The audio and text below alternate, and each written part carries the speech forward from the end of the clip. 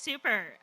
So welcome. Happy Wikipedia Day, everyone. And I think that we should give a shout out to Wikimedia NYC collectively, and especially to Meg and the crew who runs these amazing events. If you do not know, this is one of the most vibrant and extraordinary chapters in the Wikimedia movement.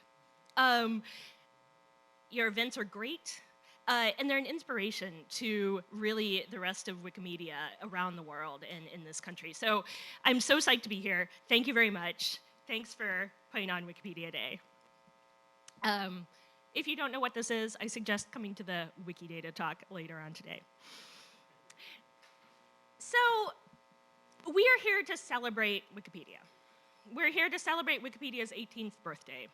We're also here to celebrate the people who write Wikipedia, who make Wikipedia, the editors who trawl through interesting facts and trivia, who put those things together, who do research, who write and who rewrite, who edit, and who put together an encyclopedia. And we are at a moment in time in which this quote that the cultivated person's first duty is to always be prepared to rewrite the encyclopedia can actually be a reality, which has not been true throughout most of human history. Now, as Meg said, I'm a librarian, and librarians and Wikipedians have some things in common, one of which is we like to cite our sources. So let me digress for a moment and talk about my source for this quote. So this quote came from a book that was published in 1998 by Umberto Eco. I got that information from the WikiQuote page. So if you don't know, the Wikimedia Foundation makes many other wiki reference projects in addition to Wikipedia. There's WikiQuote, which has quotations. There's Wiktionary, which is a dictionary project. There's WikiCommons, which has free media, files, photos, videos. There's WikiVoyage, which is a travel project. Who am I forgetting? There's Wikidata, which is a free data project. And there's MediaWiki, which is the free software that holds it all together. This piece of information, from the WikiQuote page, and it was added in 2005 by this user, Amar Chandra. I don't know this person. I doubt any of us in this room know this person, although we might. We don't know very much about them, except we know a few things. Over the course of 11 years, they made 841 edits across 6 wikis: English Wikipedia, Esperanto Wikipedia, Commons, and WikiQuote. And we know what they have to say about themselves, which is as follows. I am a Wikipedian, and I hang out mostly at the English and Esperanto Wikipedias. I have a degree in physics, and my interests are rather widespread, including arthropods, Python, mountaineering, and haiku. Please send me a message if I can help with anything. This is a classic Wikipedian biography, by the way. We tend to identify ourselves by our interests, by our joys, by our passions, and not by things like where we live, our ethnicities, where we work. And so we don't know very much about this person. We know simply that they are a Wikipedian. And it is people like Amar, and it is people like many of the people in this room who are the invisible backbone that produce Wikipedia. You are Wikipedians, and it's an invisible process that just sort of makes this very useful website happen to the rest of the world. So I have another term, though, that I want to use for this collection of people, which is we are superheroes. And our superpower is, of course, being able to rewrite the encyclopedia. All right, so this is the 18th birthday of Wikipedia. Let me jump back a little bit to the past. So 18 years ago, actually 17 years ago, Wikipedia looked like this. And the page says as follows: welcome to Wikipedia, a collaborative project to produce a complete encyclopedia from scratch. We started in January 2001 and already have over 19,000 articles. We want to make over 100,000. So let's get to work. Anyone can edit any article, copy edit, expand an article, write a little, write a lot. See the Wikipedia FAQ for more information. Great. This is still true. This is exactly still to this day how Wikipedia works. You can write a little or you can write a lot. And this is what Wikipedia looked like when I started editing. And the thing about that time is we had no idea. We had no clue what we were going to produce. And we had no clue of the success that Wikipedia would see. It was an experiment. It was cool. It was cool, and we thought it was useful, but it was an experiment. And it was around that time, a couple years later, that this essay was written, which is one of my favorite pieces about Wikipedia. This was written by Catherine Monroe, who was a very active editor around this time period on the English Wikipedia. And she was writing about the experience of being an editor of an encyclopedia and what that meant to the people building it. And she writes, you start talking about what will happen if Wikipedia works. That because it's free, it's going to become the default resource for a whole lot of people. And you start to get a little bit awed by the responsibility to build it properly and keep it open and keep it sane, and most of all, to get the facts right, because this work is going to be a base on which so many unforeseeable future projects will be built. Now, Catherine was prescient in 2005 because it turns out, 10 years on or so, that many unforeseen projects are built on Wikipedia. Much of the infrastructure of the knowledge that we find online is in fact built on Wikipedia. The sidebars in Google search and so many other things. We have become this layer of open knowledge that the world relies on. And it is a responsibility, and it is scary at times to think about that responsibility. But what we didn't know is sort of exactly how it would take off. And so today, surprise, we don't have 100,000 articles in English. We have 5.7 million articles in English, and 49 million articles across all the languages of Wikipedia, of which there's slightly over 300. So we have 51 million media files, pictures, videos, animations. And all of that is put together by around, give or take, 70,000 people a month from around the world. Together, across all our projects, all our wikis, they make around 42 million edits a month. Now, what is truly extraordinary to me is that all of those pages are then read, and they're read by people all over the world, in all circumstances. Students, teachers, people settling bar bets, people looking up information on their phone. Those pages are read and they are used, and they are used to the extent that we get around 15 billion page views a month. That makes Wikipedia one of the most viewed and one of the most used websites online. We're the only nonprofit in that category, and we're the only volunteer project in that category. And of course, this is what Wikipedia looks like today. I encourage you to look at the long list of languages, all 290 of them, and check those languages out, because all of these Wikipedias are different. They are not translations of each other. And this project, this extraordinary project, is put together by a collective of people from around the world, which, like Meg said, get together at conferences and parties and events like this one. This is Wikimania from a couple years ago. And there are chapters from around the world as well, of which New York City is one. And there are chapters, there are user groups. I live up in Boston. We have a user group of people that gets together and meets up and puts on events and trainings, edit-a-thons, workshops. We try to teach people how to edit and bring people into this world. But we're not done. Far from it. One of the ways in which we are not done is that it turns out the world keeps changing. Unfortunately for us, the world keeps changing. So I want you to think about what has happened in the world at large in the last 18 years, in your personal lives, in this country, in the world. 18 years is kind of a long time. You know, like the people going into college right now were born, when they were born, Wikipedia already existed. 18 years is kind of a long time. And so what happened? What happened? Well, the world changes. All kinds of things happened.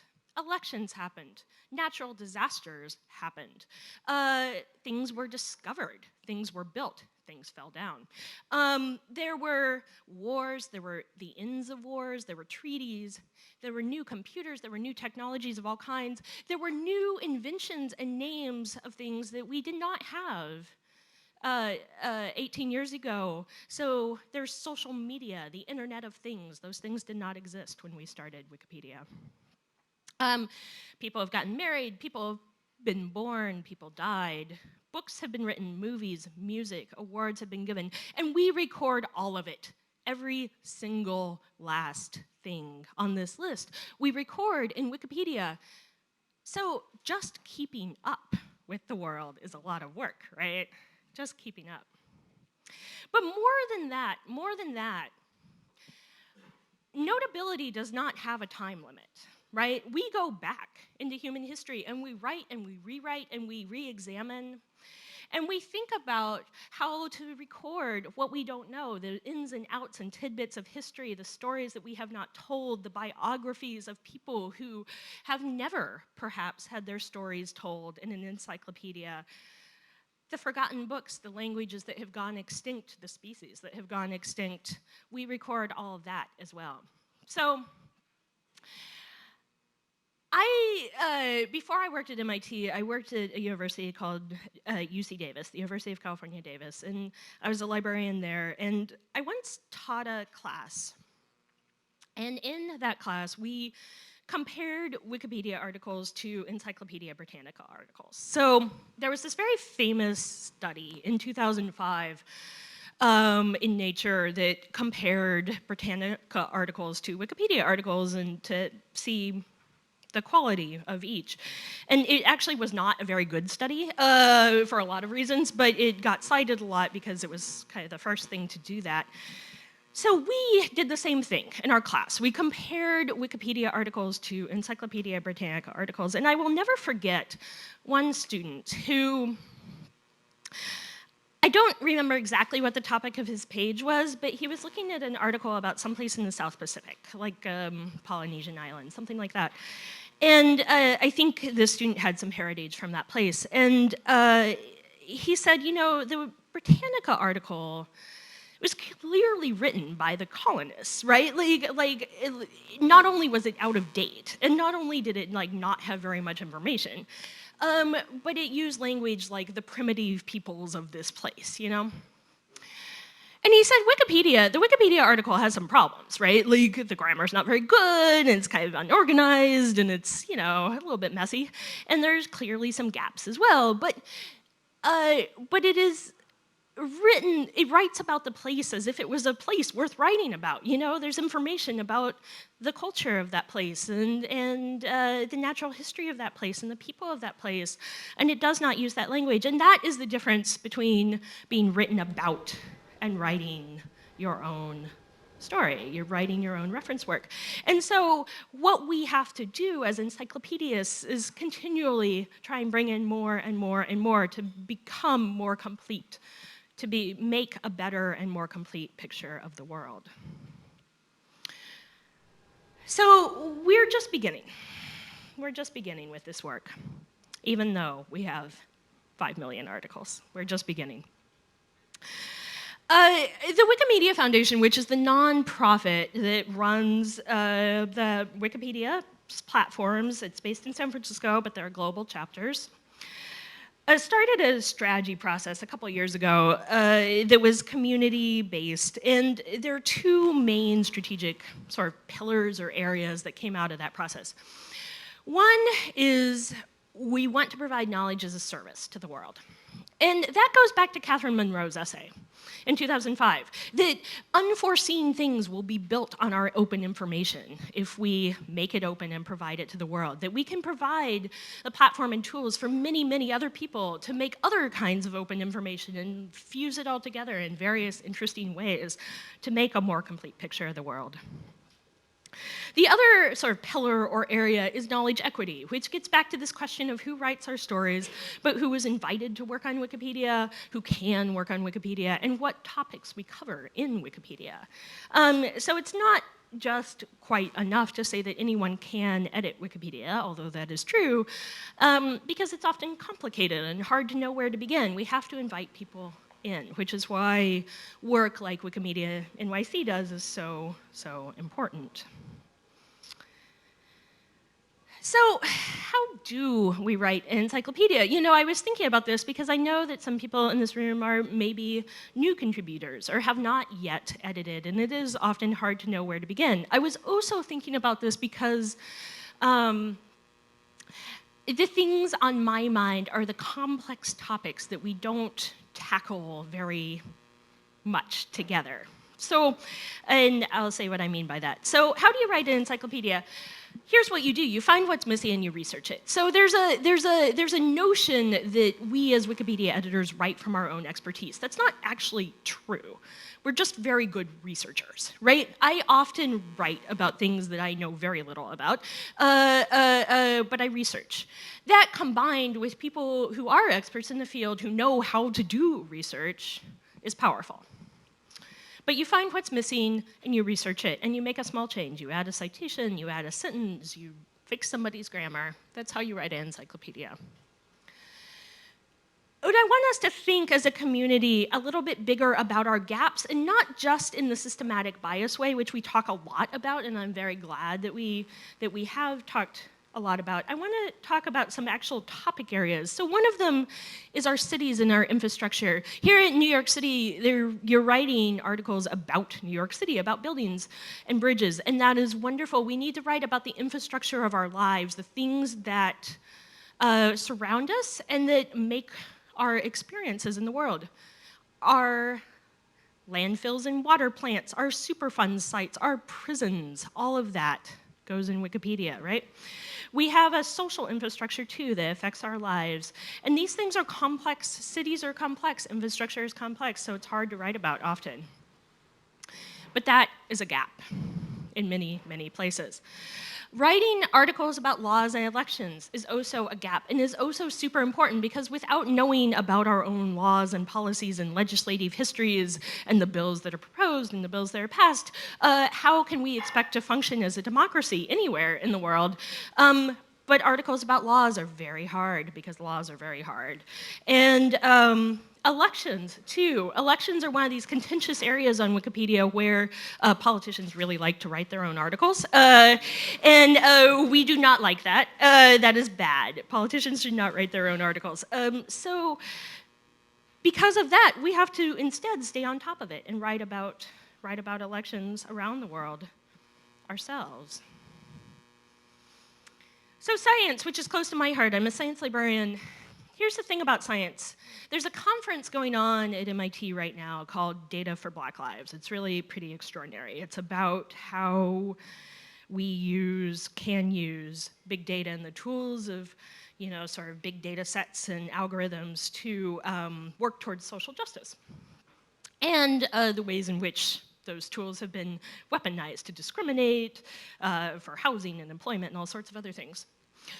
The thing about science is it is the key to understanding our world, and people do get locked out of science. Both as researchers, they get locked out of the scientific conversation because it's expensive to publish and hard to get a research job. As students, they get locked out because textbooks are so very, very expensive, and they get locked out because science is not taught very well. And so, because of all of those reasons, and many more, thousands and thousands of people around the world use Wikipedia to study, right? Students, teachers, lots of people. And here, students who are in school and who are out of school, who are at fancy schools and less fancy schools, everyone uses Wikipedia. And so we had better be right. That's what I'm saying. We had better be right, and we'd better work on our scientific our articles. The other thing that we need to work on, though, is just recording the world around us, the nature around us, what we see around us, helping people understand their world. birds in the city. Talk to Meg if you're interested in that. But the threats to our natural world. And going along with that, you know, we as a species are at this moment where we have this big existential threat that affects everyone on the planet. And we're at this moment where it's a little bit like a science fiction novel, right? Where like the planet has to come together to fight the aliens, except the aliens are us, and the threat is climate change. And how exactly are we going to do this if we don't all understand A, what we're talking about, and B, like the technologies to mitigate the things that might happen, the effects on species, the effects on us, the effects on our cities, on our shorelines, etc. Yeah, we're in this existential moment of threat, and very little else that we do will matter if we can't fix it. And we run, as Wikipedians collectively, the largest information resource in the world. So that's a thing to do. And finally, we have unknown stories to tell. We have stories of places that aren't very well written about, but we have stories about cultures and crafts and techniques and documentations, biographies. There's wonderful, wonderful biography projects right now to like work on biographies about women, about people of color who were never written about before. We need to tell all of our stories. And we need to tell them in all of our languages, right? Translations. And I don't just mean writing articles, too. I mean things like writing dictionaries, making recordings, figuring out references in those languages, working with archives in languages that are not English. Because when you look at Wikipedia, we're very proud of being a multilingual project, and we should be. It's my favorite part of Wikipedia that we are so international and so multilingual. But only about a dozen Wikipedias or so are very large. All the rest are tiny. All the rest are little. And because they are little, there's a lot that needs to be written about. There's a lot that needs to be done in languages like Arabic and Hindi and Swahili. They're spoken by hundreds of millions of people around the world, but their Wikipedias are very small. Okay, so looking forward, those are some things I think we should work on, and some things that we will have to work on because the world does keep changing. And as we go forward, I think thinking about our strategy, also all of these topics are related to our strategy of platform and equity because all of these topics are hard. We can't necessarily even do it by ourselves. We need to bring in more and more people, more experts, more voices, and we need new tools for them. We need new tools to think about species taxonomy. We need new tools to think about mapping power plants. You know, we need to be creative in how we think about representing information. And as we have a role to play, I would argue, in the whole process of creating scholarly information. Wikipedia relies on its references. We lean on our references. We do not write from scratch, right? We write from references. And so we rely then on there being a strong ecosystem of reference production as well. So a tall order. One of our challenges is just keeping up and maintenance. I worry a lot about maintenance. Maintenance is actually what keeps me up at night when I think about Wikipedia these days because, 5 million articles is a lot of articles, and 70,000 editors is not actually all that many editors, right? Not when you're imagining continual improvement and keeping up. And so we need to maintain, but of course we need to grow because there's still so much of the world to write about. And we need to teach a new generation to contribute to Wikipedia, which many of my colleagues and friends and people in this room are doing because they teach with Wikipedia. They work with Wikipedia in universities and libraries and schools. But again, students coming into university right now have lived with Wikipedia their whole life, certainly their entire reading life, right? And they've never known anything else. It's like the air. It's like Google. It just exists, right? But it turns out we're actually not like Google, right? For one thing, we don't have the money. And for another thing, we are entirely dependent on the goodwill of people like you and me contributing. And along with that, there's sort of an existential threat to the open internet in general, by which I mean companies like Facebook and Twitter and Google and Amazon and the rest have a vested interest in sort of closing off parts of the internet to keep for themselves so they can get more customers and more traffic and more ads. We don't believe in that. We believe in an open internet, and that is something that we need to work on and fight for. So the best solution I've got is to bring other people in and to recognize our maintainers, to build new tools and platforms to make that part of our work, and to support those who bring skills and voices and perspectives as experts, but also those who simply bring a willingness to work on it, because like I said, you can find something to contribute even if you're not an expert in it.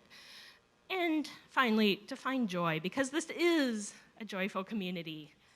This is a joyful community, and we do it because we love it. We do it because we're passionate about it. We do it because there is something so extraordinary about finding out something cool and then telling other people about it, right? That is just the most fun. When we write the world, we discover it as Wikipedians. I have learned so much about so many things working on Wikipedia articles about those things. But when we write the story of our world, our local environment, it can be discovered by other people. And so I say again, Wikipedians in the room, you're superheroes. And your superpower is helping other people learn about the world and helping other people write about the world. Because if you do that, they can be superheroes too. Happy Wikipedia Day.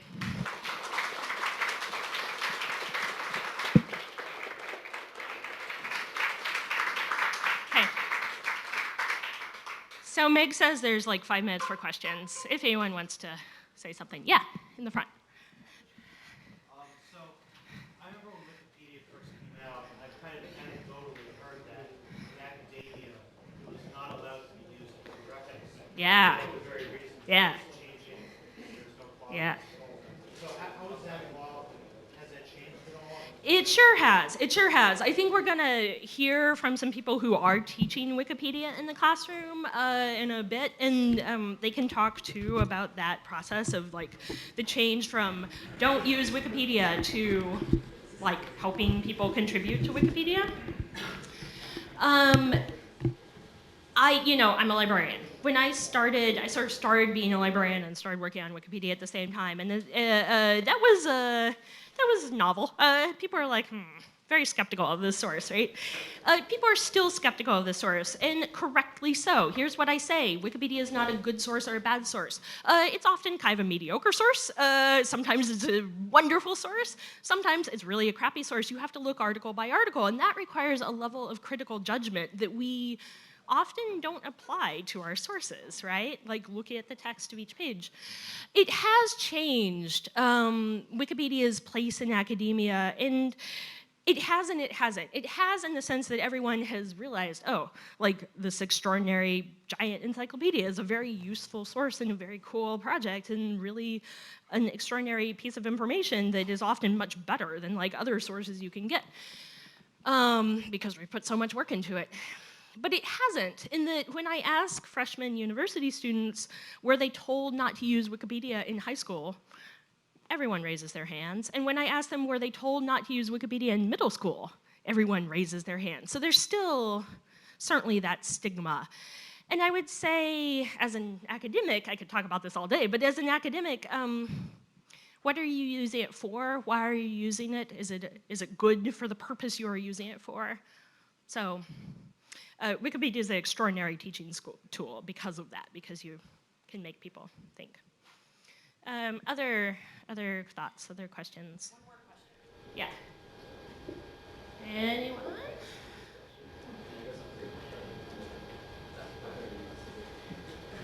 Okay, all right. This might be a long-winded question, so feel free to give a really brief reply. So towards the end, you closed with the threat from corporations, right? Yep.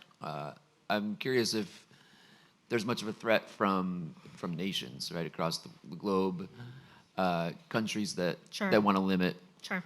the free sharing of information. Yeah, sure. So Wikipedia is blocked. I actually don't know if we're blocked in China right now or not, but we are like, intermittently blocked in China. We're blocked, we're unblocked, we're blocked, we're unblocked. We're blocked in Turkey at the moment. That is tragic because the Turkish Wikipedia community is really, really vibrant and really cool. I know a lot of people in that community. Yeah, of course. There's censorship in so many ways and forms, starting from the source, what can get published in that language, to the end, like actually just blocking the site in a firewall, right? Our community is creative. They use VPNs, they get around it. But Wikipedia is not a safe activity for everyone in the world. Contributing to Wikipedia is actually dangerous and against the law for some people in our community. And it just makes me feel like we have even more of a responsibility in this place where we hope that we have an open internet to continue on with the project and fight for those things. And find joy, yes. Time for more? Should we go on? Okay. Anybody else? One more. Crowdsource this Q&A. Hey.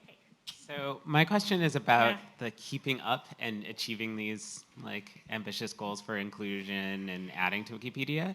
And I'm wondering whether you think, how much you think the solution is technological, is more people recruitment, or better use of the people who are already excited about the project? That is a great question. I don't know. I mean, we have to figure it out together, right? I don't know. I will say this, if you're not familiar with sort of the trajectory of Wikipedia, back in the day, in 2005, we spent a lot of time fighting spam, right? Like, we spent a lot of time, hand reverting edits. And the way wikis work, right, every version is saved, they stack on top of each other, and because of that, it's very easy to go back to a good version. So it's actually easier to go back and maintain back to a good version than it is to edit a page and say, this sucks, which is how the thing works. That's actually the fulcrum in which the entire operation manages to work, is that it's easier to make good edits than bad. So we fixed that, right? We put in spam filters at some point, and people spend a lot less time fixing spam, which in theory enables you to spend more time writing articles, so we need fixes like that, right? We just need tools. But more than that, here's what I think about maintenance. When I look at a Wikipedia article, I see a to-do list. It doesn't matter what the article is. I look at an article and I'm like, oh, the lead could be longer. It looks like the references aren't very well formatted, and there's some grammar problems in the middle here, and could probably use a picture. And I see a to-do list because I've trained myself to think like that, right? If you have not trained yourself to think like that, I think it's very difficult to look at a Wikipedia article. And I, too, look at complicated Wikipedia articles and don't know where to begin, right? But I think it's very difficult to look at a Wikipedia article and even know where to start, even know what there is to do, right? What's missing? What are the gaps? It's hard to prove a negative. It's hard to prove that something is missing. And because of all that, I personally, I will use this opportunity to get on a soapbox. I personally think that we must build better, to-do list technology for articles. We must expose the ways in which we think we're incomplete better. Because right now, the thing looks kind of finished, right? 5 million articles, I don't know, it seems good to me. You can look something up, find out some info. And it's true that, many of those articles are quite good and quite serviceable and useful. But I don't think hat notes cut it anymore. I don't think the banners at the top that say citation needed. We need better tools. I don't have the imagination to tell you what I think those should be, but I think we need them, and I think that will be our next challenge going forward, is exposing the ways in which people can help. Thank you, Phoebe. Thank you. If everyone could please join me in thanking Phoebe once again.